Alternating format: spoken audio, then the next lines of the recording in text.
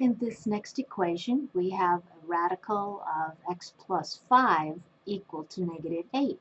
Since it is a square root, we can undo the square root with squaring each side of the equation. So we're going to take the square of this square root quantity x plus 5 and set that equal to the square of negative 8. Now remember, when you square a negative number, you're going to have negative times negative, or positive 64. On the left side, when you square a square root, you are undoing that radical, leaving x plus 5.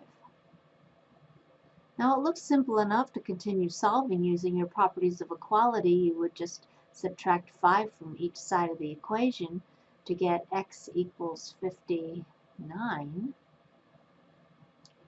However, it's important to make sure you check and see if that x value actually works.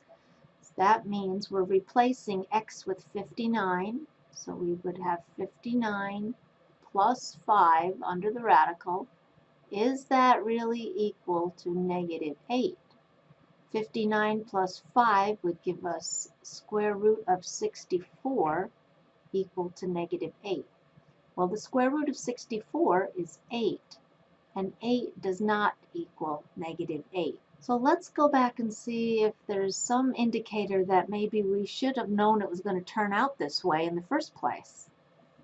Notice that when you have square root equal to a negative value, that is not going to be possible. No matter what number we substitute for x, once we take the square root of it, we're not going to get a negative number. If we ended up with some positive number under the radical, the square root of a positive number would be equal to something positive. If once we combined x with 5 and we got a negative number, the square root of a negative number is going to be an imaginary answer or have that complex I involved. It is not going to be a negative number. So right from the start, we should know that if we have an even root set equal to a negative number, we're going to have no solution possible. In our next example, we have an even root set equal to a positive number. So this one we can't just say no solution, we have to work it out. So to work this out, we're going to take the square of both sides of the equation. So that would be the square of our square root negative 7 minus x equal to the quantity of 3 squared.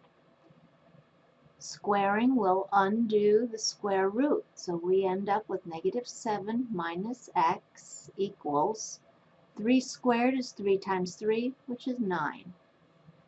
So in order to solve for x, it looks like we better add 7 to both sides of the equation to get negative x equals 16. This is not done. This says the opposite of x is equal to 16.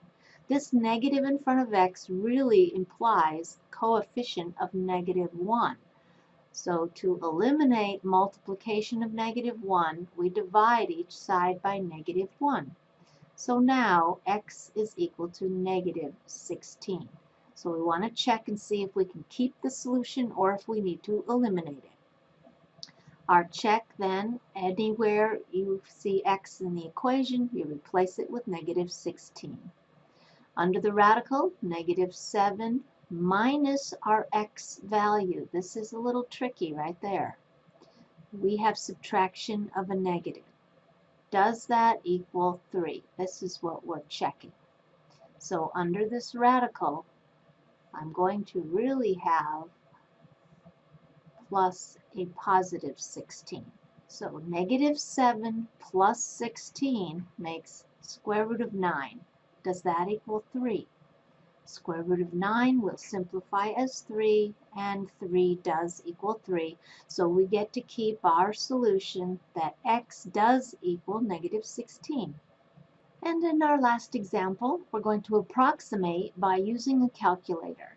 So if we're going to approximate the square root of some negative decimal, first of all, notice that you've got a negative under this even root.